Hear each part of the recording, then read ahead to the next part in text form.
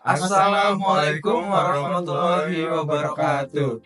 Halo semuanya, selamat datang dalam presentasi kami yang berjudul Kajian Literatur Sistem Teknologi Informasi untuk Puskesmas. Presentasi ini dipersembahkan oleh kelompok kami yang terdiri dari saya, Pandu Nur Afiliwanto dengan NIM 22523026, Saya Muhammad Ihsan Nurhadi dengan NIM 225230002. Saya Putri Sudapradana dengan NIM 225-23172. Kondisi saat ini menunjukkan bahwa banyak puskesmas masih menggunakan proses manual untuk mengelola informasi medis. Kurangnya integrasi sistem informasi menyebabkan kesulitan dalam pengelolaan data pasien. Tantangan utama meliputi kurangnya transparansi, kesulitan akses informasi medis, dan resiko kehilangan atau manipulasi data. Solusi yang ditawarkan dalam kajian ini adalah mengidentifikasi pendekatan terbaru dalam pengembangan sistem teknologi informasi untuk puskesmas.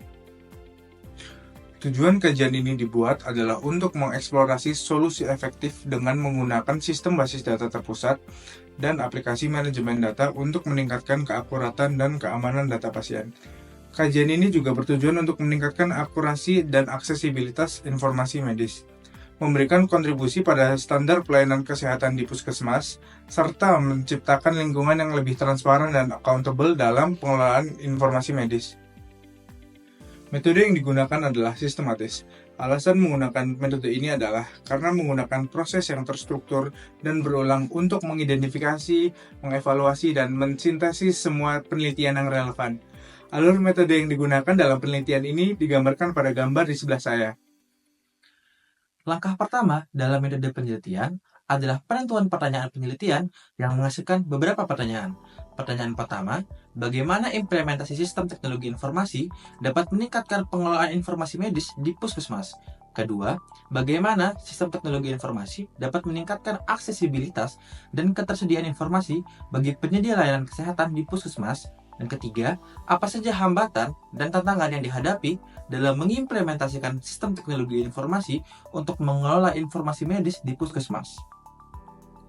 Langkah kedua dalam metode penelitian adalah pengembangan protokol kajian yang mencakup menentukan kriteria inklusi dan eksklusi, mengembangkan strategi pencarian literatur, memilih alat penilaian kualitas studi, dan merencanakan analisis data. Langkah ketiga adalah pencarian dan seleksi literatur, di mana kajian literatur ini menggunakan basis data akademik seperti Google Scholar.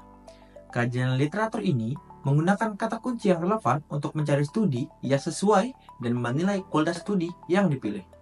Kata kunci yang digunakan antara lain adalah sistem informasi kesehatan, pengelolaan data pasien, teknologi informasi di puskesmas, otomatisasi proses, dan rekam medis elektronik. Langkah keempat adalah sintesis data yang melibatkan 1. Menggunakan pendekatan sintesis kualitatif dan kuantitatif. 2. Mengintegrasikan data dari berbagai studi untuk menjawab pertanyaan penelitian. Ketiga, menganalisis temuan untuk menginterpretasikan data dan menilai dampak implementasi teknologi informasi terhadap pengelolaan informasi medis di puskesmas. Hasil utama dari sintesis data adalah peningkatan efisiensi, aksesibilitas informasi, dan pengurangan risiko. Langkah kelima adalah penarikan kesimpulan, di mana kajian literatur ini menunjukkan kesimpulan berdasarkan hasil analisis dan sintesis literatur. Kajian literatur ini menjawab pertanyaan penelitian dan memberikan wawasan komprehensif tentang topik yang diteliti. Selanjutnya adalah bagian hasil dan pembahasan. Pada hasil dan pembahasan ini menunjukkan bahwa sistem teknologi informasi itu dapat meningkatkan efektivitas pengelolaan informasi medis di puskesmas. Yang pertama, sistem teknologi informasi memberikan kemudahan dalam hal akses data. Sistem teknologi informasi memungkinkan penyimpanan data dalam format digital yang dapat mempermudah akses data dan meningkatkan tingkat keamanan data. Yang kedua, sistem teknologi informasi membuat pengelolaan inventaris menjadi lebih efisien. Contohnya, yaitu dalam manajemen inventaris obat dan peralatan medis. Sistem teknologi informasi juga memungkinkan pengelolaan inventaris secara real-time. Hal tersebut membuat puskesmas menjadi lebih efisien dalam pengelolaannya. Selain meningkatkan efektivitas pengelolaan informasi medis, Sistem teknologi informasi juga dapat meningkatkan aksesibilitas dan ketersediaan informasi medis dengan berbagai cara, yaitu yang pertama melalui penerapan sistem informasi manajemen puskesmas atau yang bisa disingkat dengan SIMPUS. SIMPUS dapat membantu dalam proses pelayanan dan pengelolaan data pasien. SIMPUS juga memungkinkan data atau informasi menjadi lebih mudah diakses. Cara yang kedua yaitu dengan membuat desain infrastruktur teknologi informasi yang adaptif, sehingga hal tersebut dapat mendukung implementasi SIMPUS dan aplikasi sejenisnya di masa depan nantinya. Yang ketiga, yaitu dengan pemanfaatan teknologi dalam proses pelayanan kesehatan. Implementasi teknologi memungkinkan peningkatan kualitas layanan kesehatan dan efisiensi dalam operasionalnya. Lalu yang keempat, yaitu dengan penerapan rekam medis elektronik atau yang bisa disingkat dengan RME. Rekam medis elektronik ini memungkinkan penyimpanan dan akses data pasien menjadi lebih mudah. Lalu, RME juga dapat meningkatkan kualitas pelayanan dan meminimalkan risiko kesalahan medis. Namun, masih terdapat hambatan dan tantangan dalam mengimplementasikan sistem teknologi informasi di puskesmas.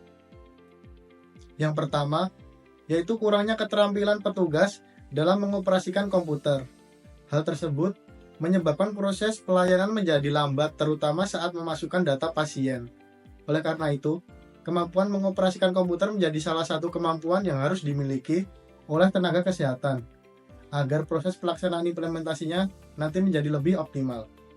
Hambatan yang kedua, yaitu kurangnya pengetahuan dan pemahaman oleh petugas. Sebagai contoh, dalam penerapan RME, sebagian tenaga kesehatan memerlukan lebih banyak waktu agar bisa mengoperasikan sistem dengan baik, terutama jika terdapat fitur tambahan dalam perangkat lunak yang digunakan. Hal itu disebabkan karena kurangnya pengetahuan dan pemahaman petugas tentang perangkat lunak yang digunakan. Lalu, hambatan yang ketiga, yaitu keterbatasan anggaran. Keterbatasan anggaran suatu puskesmas dalam proses implementasi sistem teknologi informasi dapat menyebabkan terbatasnya infrastruktur yang digunakan, seperti jaringan internet yang kurang baik, perangkat komputer yang tidak sesuai. Berdasarkan kajian literatur, dapat disimpulkan bahwa implementasi sistem teknologi informasi di puskesmas dapat mempercepat proses administrasi dan mengurangi kesalahan teknis. Sistem digital memungkinkan pengelolaan data yang lebih efisien, meningkatkan aksesibilitas informasi medis, mengurangi risiko kehilangan data, dan kesalahan medis. Namun, dalam pelaksanaannya, masih terdapat banyak hambatan dan tantangan yang perlu diatasi. Untuk mengatasi hambatan tersebut, kajian ini memberikan beberapa rekomendasi. Yang pertama, peningkatan kemampuan sumber daya manusia. Dapat dilakukan melalui edukasi dan pelatihan, serta pendampingan teknis. Yang kedua, penyediaan anggaran yang mencukupi, yaitu dengan alokasi anggaran khusus dan mencari sumber pendanaan tambahan. Yang ketiga, peningkatan infrastruktur teknologi, dilakukan dengan memastikan jaringan internet yang stabil dan perangkat keras yang sesuai. Yang keempat, integrasi dan keamanan sistem, yaitu melalui pengembangan sistem yang terintegrasi, skalabilitas, dan fleksibilitas sistem, serta investasi dalam keamanan siber. Sekian presentasi dari kami. Terima kasih atas perhatiannya. Wassalamualaikum warahmatullahi wabarakatuh.